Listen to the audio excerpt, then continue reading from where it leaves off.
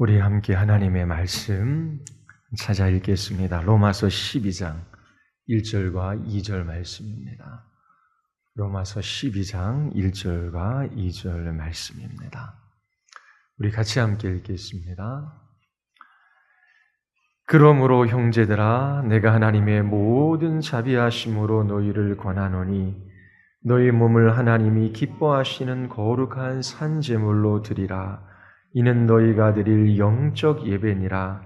너희는 이 세대를 본받지 말고 오직 마음을 새롭게 함으로 변화를 받아 하나님의 선하시고 기뻐하시고 온전하신 뜻이 무엇인지 분별하도록 하라. 아멘. 기도하시겠습니다. 하나님 아버지, 오늘도 주의 은혜로 말씀을 듣고 기도할 수 있는 이 자리로 저희들을 불러주심을 감사드리옵나이다.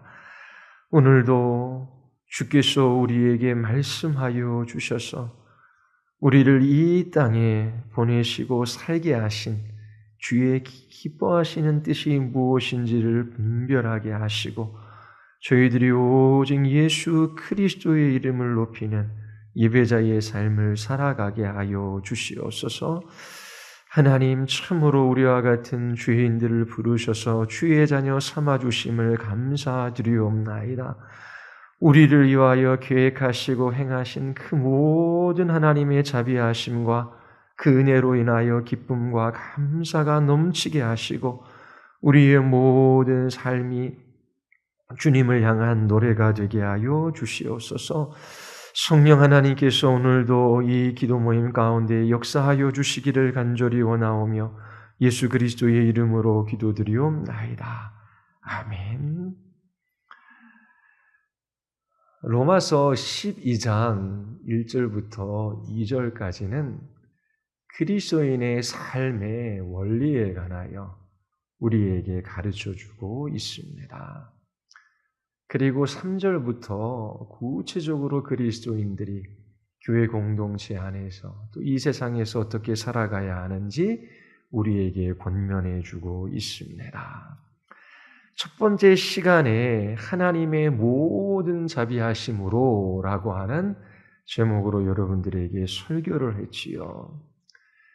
그리스도인의 삶은 하나님의 자비하심 때문에 존재합니다.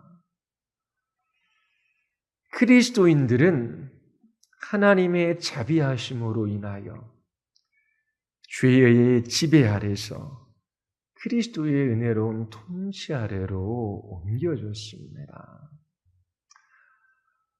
로마서 1장부터 11장까지 하나님께서 계획하시고 행하신 모든 일을 한마디로 요약하면 하나님의 자비입니다. 그리스도인의 삶은 하나님의 자비에 근거하고 있습니다. 하나님께서 베풀어 주시니 놀라운 자비와 은혜와 사랑 때문에 감사하며 기뻐하며 그리스도인들은 살아갑니다. 그리스도인들은 죄의 지배 아래에서 이제 은혜의 통치 아래 그리스도의 다스림 아래로 옮겨진 사람들이에요. 그러면 당연히 주님의 주권적인 통치에 순종하며 살아가지요. 자기 자신의 모든 몸의 지체를 의의 병기로 하나님께 드림으로 하나님의 자비하심을 나타내는 삶, 예수 그리스도 그분이 누구인지를 증거하는 예배자의 삶을 살아갑니다. 그리스도인의 삶은 하나님의 자비하심에 근거하고 있어요. 그 자비하심에 근거한 그리스도인의 삶의 모습을 한마디로 요약하면 예수 그리스도를 나타내는, 증거하는 예배자의 삶입니다. 사도 바울은 로마에 있는 그리스도인들에게 하나님의 자비하심을 드러내고 나타내는 예배자의 삶을 살아가라라고 권면합니다. 그리고 2절에서 예배자의 삶을 살아가는 그리스도인의 삶의 원리에 관하여 더 말해주고 있습니다. 2절의 핵심은 두 가지예요. 첫 번째는 이 세대를 본받지 않는 것입니다. 두 번째는 마음을 새롭게 함으로 변화를 받는 거예요. 전자는 부정적인 말로, 후자는 긍정적인 말로 서술하고 있습니다. 하지만 이 둘은 함께 갑니다. 우리는 이 세대를 본받지 않기 위하여 마음을 새롭게 하는 변화를 받아야 합니다. 마음이 새롭게 되어지는 이 변화가 없으면 이 세대를 본받게 될 수밖에 없습니다. 그리고 2절 하반절에는 이 세대를 본받지 않고 마음을 새롭게 함으로 변화를 받는 목적이 무엇인지 말하고 있습니다. 그것은 하나님의 선하시고 기뻐하시고 온전하신 뜻이 무엇인지를 분별하기 위함입니다. 여러분들이 앞으로 전개되어지는 이 설교를 통해 마음의 변화를 받아 이 세대를 본받지 않고 하나님의 선하시고 기뻐하시고 온전한 뜻이 무엇인지 분별할 수 있게 되기를 바랍니다.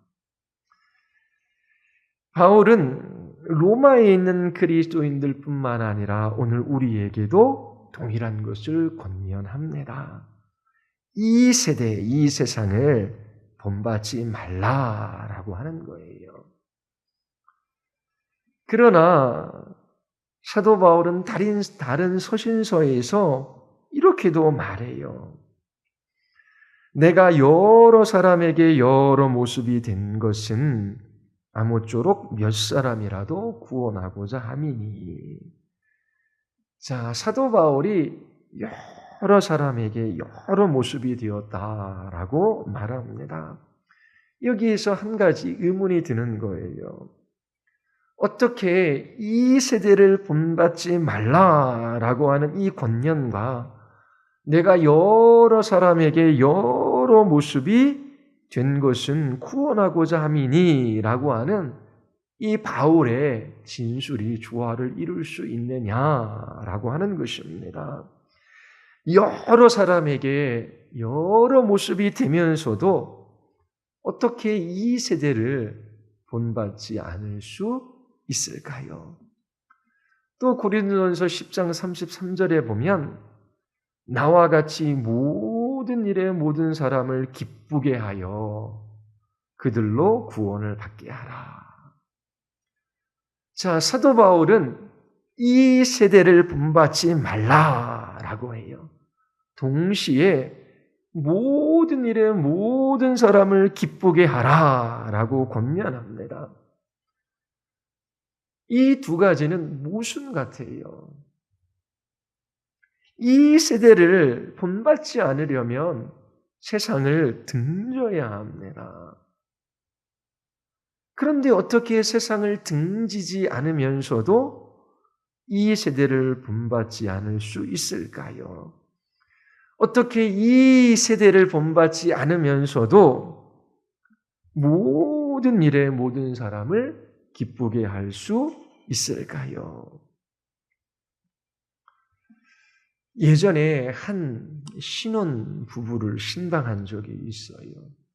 남편은 자동차를 디자인하는 사람이에요.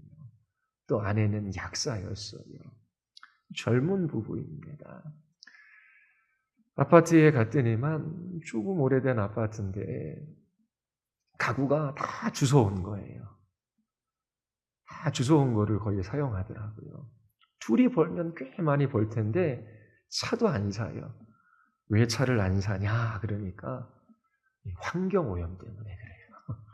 근데 자동차를 디자인하는 사람입니다. 그리고 아울리치나 해외에 갈 때마다 몇백만 원씩 그렇게 헌금을 해요. 그러면서 그렇게 이제 농어촌이나 해외에 복음을 전하러 갈 때에 그곳에 있는 사람들을 위하여 써달라고 그렇게 헌신해요. 정말 아끼고 알뜰살뜰하며 신앙적으로 살고자 하는 젊은 부부예요. 그런데 마음에 큰 갈등이 있더라고요. 남편이 회사 생활을 하는데 같이 함께 회사 생활하는 사람들과 어울리지를 못해요. 함께 어울리자니 그들이 하는 말, 그들이 하는 행동, 그들이 추구하는 가치, 그들의 생각, 그 모든 것들에 동의가 안 돼요. 그리고 함께 있는 것이 즐겁지가 않아요. 그러니까 점점 직장 동료로부터 멀어지는 거예요. 심지어 아내에게도 고민이 있더라고요. 왜냐하면 본인 친정 부모님이 신앙생활을 안 해요. 신앙생활 안 하는 부모님이 자녀들에게 기대하는 것이 있어요. 그런데 친정에 가고 남편이랑 같이 인사드리러 가고 찾아뵈면 이게 불신 부모의 생각, 가치, 삶에 대한 태도, 그 모든 것들이 이게 안 맞는 거예요. 그래서 부모님을 찾아가는 것이 마음에 큰 부담이 되고 예전에 한 달에 한 번 갔으면 두 달에 한 번, 석 달에 한 번, 6개월에 한 번 점점 멀어지고 식사라도 같이 한 번 하자라고 하면 그냥 부담이 되는 거예요. 왜냐하면 믿지 않는 그 부모의 삶의 방식과 그 가치와 그 태도가 계속 부딪히니까 만나기를 꺼려해요. 그러면서 괴로워하며 자신들의 이야기를 꺼낸 적이 있어요. 자, 이 세대를, 이 세상을 본받지 말아야 돼요. 그런데 사도 바울은 모든 일에 모든 사람을 기쁘게 하라라고 말해요. 자신의 유익을 구하지 아니하고 많은 사람의 유익을 구하여 그들로 구원을 받게 하라.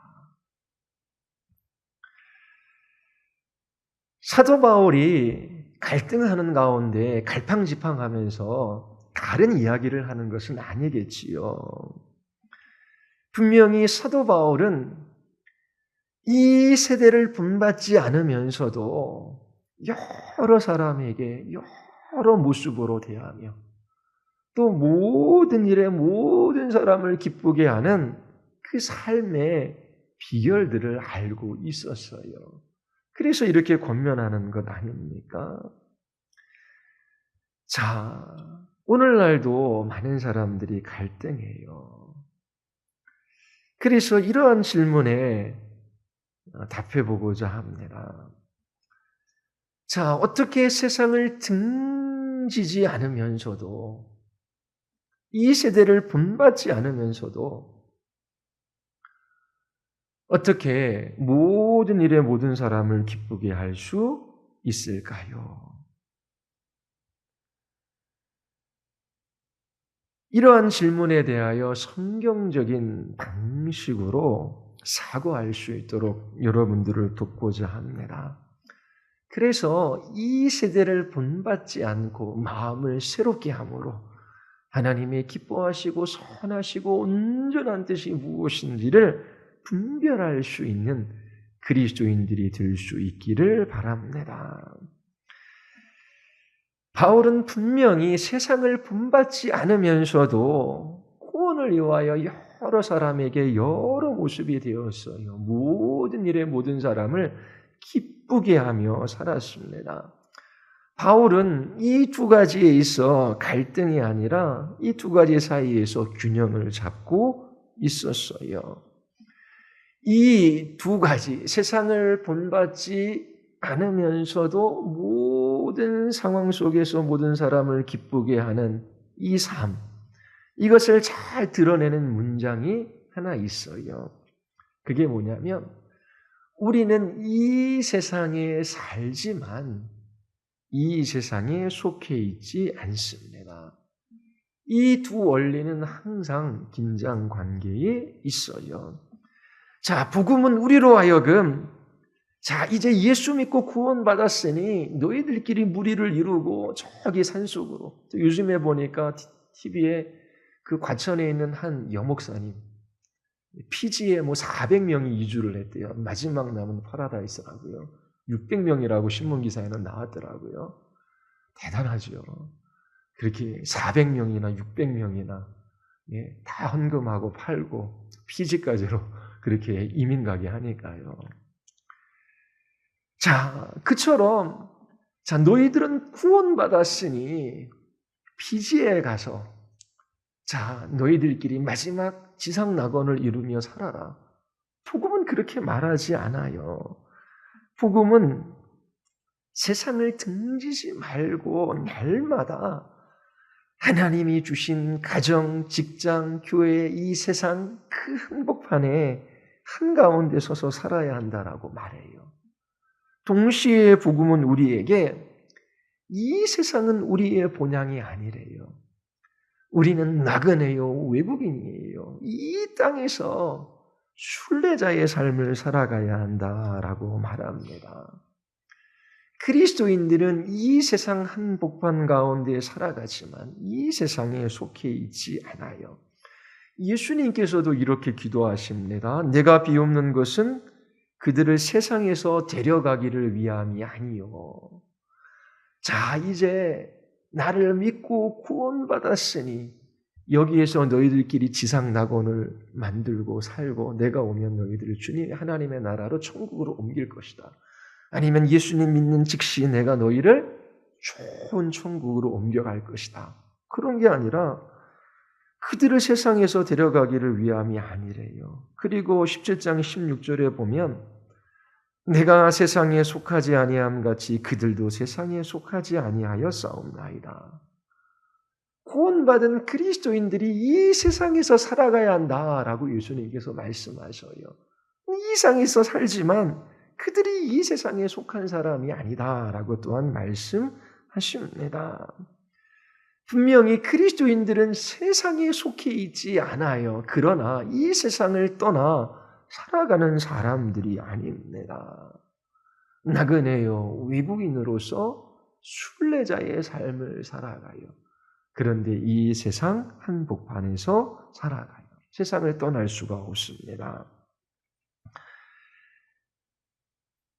자, 이러한 원리들에 관해서 성경이 여러 군데서 말하고 있어요. 자, 우리는 이 세상에서 구별된 존재로 살아가야 돼요. 성도이지요. 거룩한 사람입니다. 하나님을 위하여 구별된 존재예요. 그런데 이 세상과 함께 살아가야 합니다. 세상 사람들과 함께 사귀며 살아가야 돼요. 고린도후서 6장 17절에 보면 그러므로 너희는 그들 중에서 나와서 따로 있고 부정한 것을 만지지 말라. 너희를 구별시켜라라고 하는 거예요. 고린도전서 5장 9절에 보면 음행하는 자들을 사귀지 말라라고 권면해요. 자, 그러면 음행하는 사람, 탐욕을 부리는 사람, 우상 숭배하는 사람, 또 사람을 중상모략하는 사람, 술 취하는 사람, 약탈하는 사람, 그런 사람들이 있잖아요. 저런 사람들은 부정한 사람들이야. 저런 사람들과 구별되이 살아가야 돼. 그렇게 사도 바울이 말하는 것인가요? 그렇지 않아요. 고린도전서 5장 9절에서 음행하는 자들과 사귀지 말라라고 할 때 이는 교회 안에 들어와 형제라고 일컫는 사람, 그런 사람들 중에 음행하거나 탐욕을 부리거나 우상 숭배하거나 사람을 중상모략하거나 실치하거나 약탈하거나 하면 그런 사람들과 함께 먹지도 말라라고 하는 의미예요. 고린도전서 5장 10절에 음행하는 자들과 사귀지 말라 9절에서 이야기한 후 뭐라고 말하냐면 이 말은 이 세상에 음행하는 자들이나 탐하는 자들이나 속여 빼앗는 자들이나 우상 숭배하는 자들을 도무지 사귀지 말라 하는 것이 아니니 만일 그리하려면 너희가 세상 밖으로 나가야 할 것이니라. 자, 음행하는 자들과 사귀지 마. 도둑질하는 자들과 사귀지 마. 탐욕 부리는 사람들 멀리해. 그렇게 이야기해요. 그런데 동시에 그런 사람들과 사귀지 않고 살아가면 이 세상을 떠나 살아가라는 것이다. 그럴 수는 없다. 그렇게 이야기해요. 자, 이처럼 너희들을 거룩하게 구별해야 한다. 음행하는 자들과 사귀지 말아야 한다. 그런데 이 세상에 음행하는 자들과 사귀지 않으면 그러면 세상 바깥으로 나가야 한다. 그 두 가지를 다 이야기해요. 그래서 음행하는 자들과 사귀지 말라라고 할 때 그 의미가 제한적이지요. 교회 안에 그리스도인이라고 말하면서 그렇게 살아가는 그 사람들과 함께 먹지 말라라고 하는 의미예요. 자, 그리스도인들은 이처럼 구별되어져야 돼요. 동시에 그들은 세상 바깥으로 나갈 수는 없어요. 이 세상 안에서 구별된 존재로 살아가야 하지만 세상들 사람들과 함께 먹고 마시며 어울리며 살아가야 해요. 이 두 가지가 모두 중요한 것입니다. 또 하나는 이 세상에서 순응하라라고 이야기해요. 그래서 어느 때는 순응해야 되고 어느 때는 이 세상과 충돌해야 됩니다. 데살로니가전서 4장에 보면 또 너희에게 명한 것이 조용히 자기 일을 하고 너희 손으로 일하기를 힘쓰라. 이는 외인에 대하여 단정 행하고 또한 아무 분빛함이 없게 하려 함이라. 조용히 너에게 주어진 일 묵묵히 순응하며 해나가라고 하는 거예요. 또 디모데전서 2장 1, 2절에 보면 모든 사람을 위하여 간구와 기도와 도구와 감사를 하되 임금들과 높은 지위에 있는 모든 사람을 위하여 하라. 이는 우리가 모든 경건과 단정함으로 고요하고 평안한 생활을 하려 함이라. 이 땅의 위정자, 정치가 권세 있는 자들을 위하여 기도하래요. 저 정치인, 저 국회 보니까 맨날 싸워. 국회는 싸워야 돼요. 의견이 다른 사람들이 충돌해야 되죠. 문제는 그걸 조율해가는 지혜가 필요한 것이지요. 근데 뭐 정치인들이 맨날 저래. 나 관심 없어. 그리고 뭐 최근에 유력 정치인 노회찬 씨가 목숨을 끊었지요. 그 마음이 헛헛하더라고요. 참 너무나 아쉬워요. 예, 뭐 할 말이 많지만 오는 그 시간이 아니라, 예, 어쨌든 뭐 저래 그게 아니라 그들을 위해 기도하래요. 그들이 제대로 정치를 안 하고 민생을 돌보지 않고 당쟁만 하면 경제도 어려워지고 또 사람들의 살림살이도 형편도 힘들어져요. 우리가 함께 다 힘들어지는 거잖아요. 또 안보가 불안해요. 뭐 무기 만들어 놓는다고 하고 또 수리온도 떨어져가지고 그렇게 애들 만들고 그렇게 제대로 국방비들을 잘 사용하고 좋은 무기들을 잘 갖추지 않고 여기저기에서 빼먹고 부실하게 그렇게 나라를 만들어. 그러면 그 모든 위기들이 다 국민들의 몫이에요. 그러니까 어떻게 주어진 우리의 삶이 안정되고 평안하고 그리고 문제가 없도록 그렇게 그들을 위해 기도하라. 현재 주어진 삶에 순응하며 살아가라라고 하는 것이 성경에 있어요. 그런데 그것만 이야기하는 것이 아니라 에베소서 5장에 보면 누구든지 헛된 말로 너희를 속이지 못하게 하라. 이로 말미암아 하나님의 진노가 불순종의 아들에게 임하노니 그러므로 그들과 함께하는 자가 되지 말라. 너희는 열매 없는 어둠의 일에 참여하지 말고 도리어 책망하라. 자, 뭐 믿는 정치인이든지 안 믿는 정치인이든지 대통령을 위하여 또 뭐 장관들을 위하여 또 각 당들을 위하여 하나님 앞에 정치 위정자들을 위하여 간절히 기도해요. 그들이 잘해서 나라가 평안하고 안정적이고 경제나 안보나 또 뭐 국가적인 윤리적이고 도덕적인 또 문화적인 수준도 그렇게 높아지고 잘 살 수 있도록 그렇게 기도해야 됩니다. 그런데 어둠의 일에 참여하지 말고 도리어 책망하라. 강하게 이 세상과 부딪히라라고 하는 것입니다. 어둠의 일을 하는 자들을 책망하고 그들의 잘못을 드러내는 것. 이것은 고요하고 편안하고 순종적인 삶을 살아가는 것이 아니에요. 그래서 바울은 디모데후서 3장 12절에서 무릇 그리스도 예수 안에서 경건하게 살고자 하는 자는 박해를 받으리라 라고 말합니다. 이러한 일들은 여러분들이 이 세대를 본받지 않으려고 할 때에 일어나는 일이에요. 자, 그리스도인들은 이 세상에서 순응하며 살아가야 합니다. 그러나 세상과 충돌하는 때가 있어요. 그리스도인들은 이 세상 사람들과 함께 세상 일에 참여하며 살아가야 돼요. 그러나 그들과 구별되어져야 합니다. 그리스도인들은 세상에서 살지만 세상에 속히 있지 않아요. 세상을 본받지 말아야 돼요. 그러나 사람들을 구원하기 위하여 여러 사람들에게 여러 모습이 되어야 합니다. 모든 일에 있어 모든 사람을 기쁘게 하는 삶을 살아가야 돼요. 그러나 이 세상은 우리의 본향이 아니기에 이 세상의 헛됨을 알고 또한 순례자의 길을 걸어가야 합니다. 그런데 그리스도인들 중에 세상에 과도하게 순응하는 사람이 있어요. 아니면 지나치게 세상과 대결하는 삶을 살아가는 사람들이 있습니다. 어떤 사람들은 교회와 세상이 나뉘어져요. 교회에서 신앙생활하고 세상에는 그냥 세상의 가치, 태도, 세상 사람 살아가는 방식대로 아무런 일도 없이 순응하며 살아가요. 마치 이 세상이 안전하고 옳고 전부인 것처럼 그렇게 살아가는 사람들이 있어요. 그리고 어떤 부류의 사람들은 이 세상을 등진 채 이 세상은 헛된 세상, 그러면서 순례자의 삶을 살아가는 사람들이 있어요. 자, 이 두 양극단에 치우치지 않고 어떻게 하면 그리스도인으로서 바른 길을 걸어갈 수 있을까요?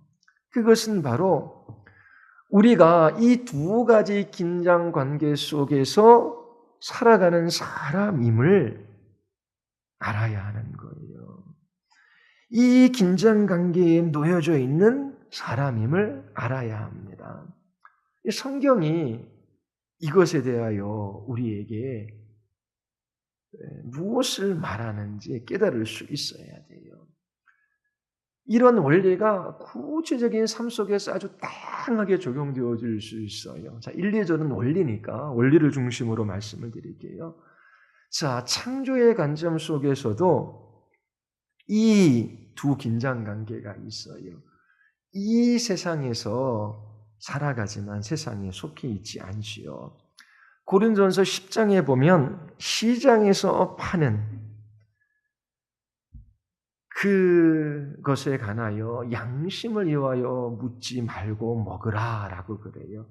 이는 땅과 거기에 충만한 것이 다 주의 것임이라. 모든 필요세계가 하나님께 속했어요. 그리고 하나님의 자녀들은 하나님이 창조하신 이 세계에 있는 모든 것들을 자유롭게 사용하며 즐길 수 있어요. 우상에게 바친 그 고기가 우리가 먹으면 우리를 도덕적으로 타락시키거나 오염시키는 그런 일이 있습니까? 피조물에게 바친 그 고기도 하나님께 속한 것에 불과해요. 그래서 우리는 하나님이 창조하신 이 세상에 등질 필요가 없어요. 우리는 원하는 것을 자유롭게 먹을 수 있어요. 그리스도인들에게는 이런 자유가 있어요. 이 세상은 피하고 등지고 떠나가야 할 곳이 아니라 하나님이 주신 것들을 자유롭게 누릴 수 있고 또 함께할 수 있는 것이지요. 그러나 그것만이 진리가 아니라 로마서 8장에 보면 피조물이 허무한 데 굴복하고 있어요. 썩어짐의 종로로 다지요. 자, 해방을 기다리고 있습니다. 피조물이 다 탄식감에 함께 고통을 겪고 있어요. 하나님이 창조하신 모든 세계는 다 하나님의 것인데 타락했어요. 그래서 이 피조 세계에도 구원이 필요합니다. 현재 우리의 눈으로 보는 이 피조 세계는 사라질 거예요. 지금 가지고 있는 그 현재의 모양은 지나가는 것입니다. 그래서 고린도전서 7장 31절에 보면 세상 물건을 쓰는 자들은 다 쓰지 못하는 자 같이 하라. 이 세상의 외형은 지나감이니라. 이 세상에 있는 것들이 절대적이지 않다라고 하는 거예요. 피조물은 타락했고 현재의 모습은 사라질 것입니다. 모든 피조세계는 구원을 받아야 돼요. 그래서 이 땅에 있는 것들의 절대적인 가치나 의미를 부여할 필요가 없는 것입니다. 우리는 이 세상이 영원할 것처럼 살아가는 사람들이 아니에요. 다 지나가는 거예요. 이 또한 지나가리라. 어떤 사람은 그리스도인인데 장로님인데요. 이게 자기에게 너무나 큰 도움이 되는데요. 이 또한 다 지나가리라. 이 고린도전서 7장 31절에 말씀했던 이 외형은 다 지나갑니다. 그래서 고통스러운 일이나 환난이나 고난이나 질병이나 좋은 일이나 나쁜 일이나 과도하게 슬퍼하지도 않고 과도하게 기뻐하지도 않아요. 이 기쁨 또한 지나가리라. 이 슬픔 또한 지나가리라. 이것은 영원하지 아니하리라. 좋은 것이 있어도 과도하게 기뻐하지 않고 별로 좋지 않고 힘들게 하는 것이 있어도 그것 때문에 낭망하지 않아요. 자, 이런 순례자의 삶을 살아가라고 성경이 말해요. 하나님께서 모든 것을 창조하셨어요. 우리는 창조하신 이 세상에서 살아가요. 자유롭게 원하는 대로 하나님이 주신 창조 세계를 즐기며 살아갈 수 있어요. 그러나 타락했습니다. 하나님께서 그 모든 것을 구속할 영광의 날이 있어요. 이 땅에 있는 것은 영원하지 않아요.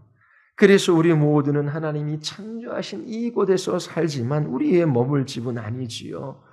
우리는 하나님이 창조하신 이 세상에 있는 것들을 자유롭게 마음껏 사용할 수 있어요. 그런데 기억해야 할 것은 그 모든 것은 구속을 기다리고 있어요. 절대적이거나 영원한 가치나 의미가 있는 것들이 아니에요. 그래서 창조뿐만 아니라 구속의 관점에서 하나님이 주신 그 모든 것들을 하나님의 목적을 따라 바르게 사용할 수 있어야 합니다. 또 하나는 예수 그리스도를 바라보면 이런 긴장이 있어요. 성부 하나님께서 독생자를 이 세상에 보내셨어요. 성자 하나님께서 인간의 몸을 취하셔서 이 땅에 오셨어요. 성육신 사건이지요. 예수님은 우리와 같은 분이 되셨어요. 말씀이 육신이 되어 우리 가운데 거하셨지요. 우리와 같은 본성을 가지고 계십니다. 우리와 같이 똑같이 시험 받으셔요. 사람들과 함께 어울리면서 사셨어요. 그러나 예수님께서 자신의 땅에 오셨지만 자기 백성이 영접하지 않았지요. 예수님을 십자가에 못 박았어요. 성육신하심으로 이 세상 사람들과 같이 사셨지만 그는 십자가에 못 박히셨습니다. 이러한 긴장이 그리스도인들에게도 있는 거예요. 제 주위에도 선교사로 파송받아간 사람들이 꽤 많아요. 그래서 이제 많은 돈은 아니지만 10,000원씩 그렇게 계속 이제 몇 년, 꽤 오래됐지요. 여러 사람들에게 후원을 합니다. 근데, 그들이 선교사 파송을 받기 전 그 땅의 언어도 배우고 그 땅의 문화도 배워요. 그리고 거기에 가면, 더 몇 년 동안 언어 배우면서 열심히 그 땅의 사람들과 어울려요. 함께 먹고 마시고 놀고 다니고 해요. 그들과 함께 어울리지만 그 땅에 속한 사람들은 아니에요. 그래서 그들이 그곳에서 그리스도를 전하기 시작하면 배척을 당하기도 하고 또 고초를 겪기도 합니다. 왜요? 예수님을 따르기 때문에 그래요. 그리스도인들도 이 세상에 파송된 선교사와 마찬가지지요. 그리스도께서 우리를 세상으로 보내십니다. 우리는 이 세상의 문화를 배우고 또 이 세상의 삶의 방식과 사람들의 사고를 배워가요. 그들과 함께 어울려요. 그러나 이 세상 속에 속한 사람들이 아니지요. 우리들도 이 세상 속에서 그들과 함께 어울려 살아가지만 예수님께서 성육신하신 것처럼, 그러나 그리스도를 따르고자 할 때에 배척당하고 어려운 일을 겪기도 합니다. 이처럼 그리스도인들은 세상에서 살아가지만 세상에 속히 있지 않아요. 성자께서 성육신하신 것처럼 우리는 여러 사람에게 여러 모습이 되어야 돼요. 그러나 예수님께서 십자가를 지셨지요. 이 세대를 본받지 말아야 합니다. 또 구원의 관점에서도 이런 긴장이 있어요. 하나님의 은혜로 말미암아 믿음으로 우리는 구원받았어요. 믿음으로 의롭게 되었지요. 단번에 주어진 구원이에요. 우리는 하나님 나라의 거룩한 백성이 되었어요. 잘 살아서 된 것이 아니에요. 예수 그리스도 그분으로 말미암아 의롭게 되어 주의 백성 되었습니다. 그러나 거기에서 끝나는 것이 아니에요. 믿음으로 의롭게 된 여러분들 안에 성령께서 사랑으로 역사하셔요. 날마다 성령 하나님의 인도하심을 따라 하나님을 사랑하고 이웃을 사랑하며 살아가기를 힘씁니다. 우리는 매일매일 변화되어져 가야 돼요. 단지 하나님께서 우리를 의롭게 하신 곳에 머무를 수 없어요. 골로새서 3장에 보면 너희가 그리스도와 함께 다시 살리심을 받았으면 위의 것을 찾으라 거기는 그리스도께서 하나님 우편에 앉아 계시느니라. 위의 것을 생각하고 땅의 것을 생각하지 말라. 우리는 그리스도 안에서 의롭게 되었습니다. 그러나 그 구원에 머무르는 것이 아니라 더 거룩해져야 돼요. 이 영화를 향해 가고 있어요. 이 순례자의 삶을 멈출 수가 없는 것입니다. 이처럼 그리스도인들은 구원받았지만 그 구원이 아직 이루어지지 않았어요. 이 세상에서 거룩한 삶을 살아가도록 부름받았기에 이 긴장이 있는 것입니다. 하나님 나라의 관점에서도 마찬가지예요. 예수 믿고 천국 간다. 이 세상은 천국과 상관이 없어요. 구원행 그 열차 티켓 사서 예수 믿으면 죽으면 좋은 곳 간다라고 생각해요. 그리스도인들의 천국관이 아닙니다. 불교에서나 이야기하는 거예요. 자, 영광스러운 하나님의 나라가 저기에 임한 게 아니라 어디에 임했어요? 천국이 여기에 임했대요. 이 세상에 임했다라고 말합니다. 예수님께서 누가복음 11장 20절에서 하나님의 나라가 이미 너희에게 임하였느니라. 17장 21절에 하나님 나라는 너희 안에 있느니라. 자, 하나님 나라가 어떻게 해요? 너희에게 임했대요. 이 땅 이곳에 너희 가운데 하나님의 나라가 있대요. 하나님의 백성들은 자, 하나님의 나라 저 먼 곳에 구원행 그 열차 티켓 사가지고 이제 예수 믿었으니 이제 곧 죽으면 좋은 데 갈 거야. 이 세상은 다 심판받고 다 사라지고 다 없어질 거야. 이 세상에 미련두지 말고 천국만 바라보며 살아가자. 성경에서 그런 것들을 이야기하지 않아요. 이 땅에 하나님의 나라가 이미 임했대요. 그럼 어떻게 해요? 이 땅에 하나님의 나라가 임했대요. 그럼 이 땅에서 하나님의 백성으로 살아가는 거예요. 이 땅에서. 그런데 한편으로는 이미 임했지만 아직 완성되지는 않았어요. 누가복음 22장 18절에서 예수님께서 치유의 만찬에 관한 이야기를 하시는데 하나님의 나라가 임할 때까지 포도나무에서 난 것을 다시 마시지 아니하리라. 하나님의 나라가 이미 너에게 임했다라고 말씀하셨는데 임할 때까지 아직 완성되지 않은 것이라고 말씀하시잖아요. 아직 여기 하나님의 나라가 완성되지 않았어요. 그래서 우리는 순례자의 삶을 살아갑니다. 그 나라를 기다려요. 사모해요. 이 땅은 나그네요 외국인입니다. 이곳에 살지만 우리의 본향이 아니에요. 그러니까 이 긴장이 이미 이 땅에 임했기 때문에 우리는 이 땅에 임한 하나님의 나라의 백성으로 하나님의 주권적인 통치를 받으며 이 세상 속에서 영향력을 미치며 주님의 나라가 이미 임했다라는 것을 나타내며 살아가도록 부름받았어요. 그리고 아직 완성되진 않았잖아요. 그런데 이곳이 새하늘과 새 땅으로 새롭게 변화되어지는 것이지요. 자, 결론을 맺겠습니다.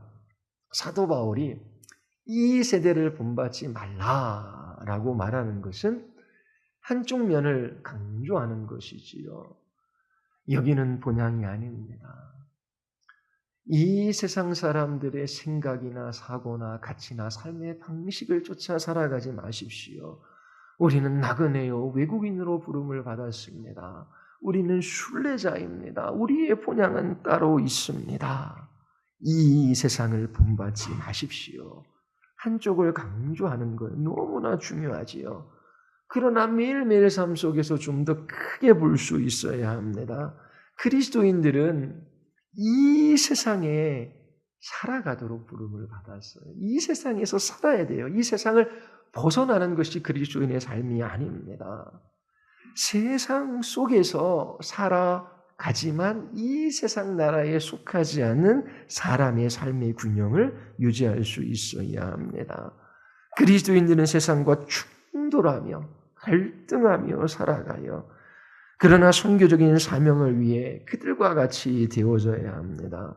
그리스도인들은 세상과 구별되어져야 돼요. 하지만 세상 문화에 참여하여 함께 살아가야 돼요. 그리스도인들은 세상에 속해 있지 않지만 이 세상 속에서 살아가야 합니다. 이 세대를 본받지 말아야 돼요. 그러나 여러 사람들을 구원하기 위하여 모든 일에 있어 모든 사람을 기쁘게 해야 합니다. 이 땅의 두 발을 굳게 딛고 나그네의 삶을 살아가야 하는 것이지요. 그 이유가 무엇입니까? 피조세계의 모두는 하나님의 소유예요. 하나님의 것이에요. 버려야거나 나쁜 것이거나 그리고 등져야 될 것이 아니에요. 하나님의 소유예요. 하지만 타락했어요. 구속을 필요로 하기 때문에 이 긴장 속에서 우리가 살아가야 합니다. 그리스도께서 성육신 하셨어요. 이 땅에 오셔서 세상 사람들과 함께 하셨지만 세상에서 배척을 당하고 십자가에서 못 박히셨기 때문에 우리도 이 세상에서 살아가야 하지만 이 세상에 속해 있지 않음을 잊지 말아야 합니다. 우리는 믿음으로 의롭게 되었어요. 구원받았어요. 하지만 거룩한 삶을 살아가야 돼요. 이 긴장이 있어요. 하나님 나라가 이미 이 세상에 왔지만 아직 완성되지 않았기 때문에 우리는 이 긴장 관계 속에서 살아갑니다. 자, 어떻게 그리스도인들이 균형 잡힌 그리스도인의 삶을 살아갈 수 있을까요? 답은 오직 마음을 새롭게 함으로 변화를 받아 하나님의 기뻐하시고 선하시고 온전한 뜻이 무엇인지를 분별하는 것입니다. 매일매일의 삶 가운데 하나님께로부터 오는 지혜를 구해야 돼요. 예수 그리스도가 우리의 지혜이지요. 예수 그리스도를 중심으로 생각하고 판단하고 행동해야 돼요. 그리고 날마다 예수 그리스도를 생각하고 바라봐야 돼요. 우리의 지혜이신 예수 그리스도 그분으로 말미암아 우리는 하나님의 선하시고 기뻐하시고 온전한 뜻이 무엇인지를 분별할 수 있게 됩니다. 하나님의 말씀을 여러분들의 마음 안에 두십시오. 하나님의 인도하심 가운데 모든 일에 모든 사람을 기쁘게 하되 훈련된 삶을 살아갈 수 있게 될 것입니다. 이 세상에서 우리를 그리스도의 형상으로 변화시켜 주실 거예요. 이 삶의 원리들이 어떻게 적용되어지는지는 나중에 또 살펴보도록 하겠습니다. 우리 기도하시겠습니다.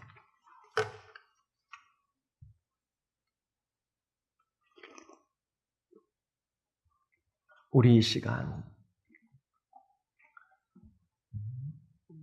하나님 앞에 우리 기도할 때에 하나님, 우리는 죄로 인하여 마음이 가난해지고 애통해하며 그렇게 살아갈 수밖에 없는 연약한 인생입니다. 그러나 예수 그리스도 한 분으로 인하여 삶에 대한 확신을 가지고 소망 가운데 기쁨으로 살아가는 사람들이기도 합니다. 또 하나님, 이 세상에서 살아가야 합니다. 사람들과 함께 더불어 어울려야 합니다. 그러나 구별되이 살아가야 합니다. 하나님 나라가 이미 왔지만 아직 완성되지 않았기에 우리는 이 긴장 가운데 살아갑니다. 하나님, 날마다 우리의 마음을 새롭게 하시고 변화시켜 주셔서 주의 선하고 기뻐하고 온전한 뜻이 무엇인지를 분별하게 하여 주시옵소서. 이 땅에서 자유롭게 주님이 주신 모든 것들을 누리며 살아가지만 절대적인 의미와 가치를 두지 아니하고 그 모든 것들을 헛된 것으로 여기며 또한 나그네의 삶을, 순례자의 삶을 살아가게 하셨습니다.